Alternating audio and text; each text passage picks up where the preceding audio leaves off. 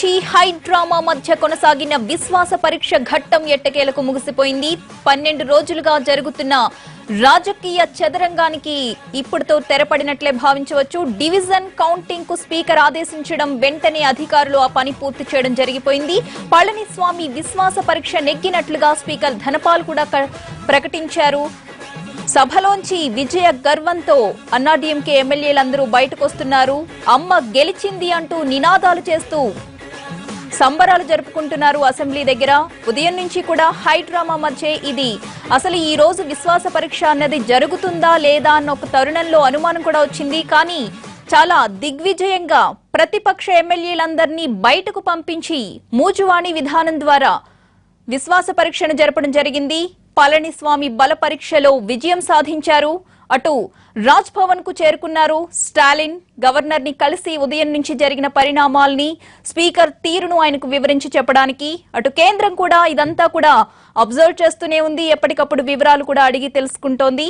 Suspense thriller ని మించిన ఉత్కంఠను మనం ఉదయం నుంచి కూడా చూస్తున్నాం. జల్లికట్టును మించిన ఫైటింగ్, క్షణం మారిపోతున్న పరిణామాలతో ఒక హై డ్రామా. ఎట్టకేలకు పళనిస్వామి విశ్వాస పరీక్ష నెగ్గారు. మధ్యాహ్నం వరకు డీఎంకే ఎమ్మెల్యేల అరుపులు కేకలతో విశ్వాస పరీక్షకు ఆటంకం కలిగింది. మార్షల్స్, స్టాలిన్ సహా డీఎంకే ఎమ్మెల్యేలందరినీ కూడా బలవంతంగా సభ బయటకు పంపించడంతో బల పరీక్ష ఎలాంటి ఆటంకాలు లేకుండా ముగిసిపోయింది. అంతకుముందు కాంగ్రెస్, ముస్లిం లీగ్ కూడా సభ నుంచి వాకౌట్ చేశాయి. అటు శశికళ వర్గంలో కూడా 2 ఎమ్మెల్యేలు పళనిస్వామికి వ్యతిరేకంగా ఓటేసినట్లుగా సమాచారం అందుతోంది.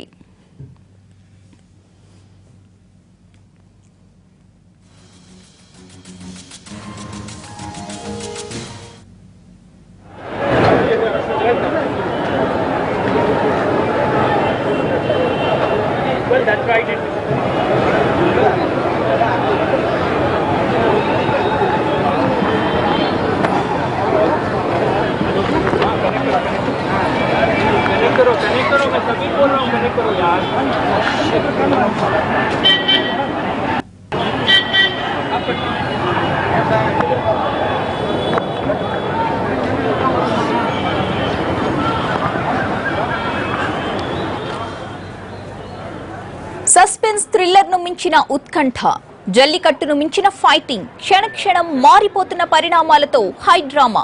ఎట్టకేలకు పళనిస్వామి విజయం. మధ్యాహ్నం వరకు డీఎంకే ఎమ్మెల్యేల అరుపులు కేకలతో విశ్వాస పరీక్షకు ఆటంకం కలిగింది. మార్షల్స్, స్టాలిన్ సహా డీఎంకే ఎమ్మెల్యేలందరినీ కూడా బలవంతంగా సభ బయటకు పంపించడంతో బల పరీక్ష ఎటువంటి ఆటంకాలు లేకుండా ముగిసిపోయింది. అయితే బల పరీక్షకు కొద్దిసేపటికి ముందే కాంగ్రెస్ అలాగే ముస్లిం లీగ్ రెండు కూడా వాకౌట్ చేశాయి. ఆ తరువాత మూజువాణి పద్ధతిలో బల పరీక్షను నెగ్గారు పళనిస్వామి.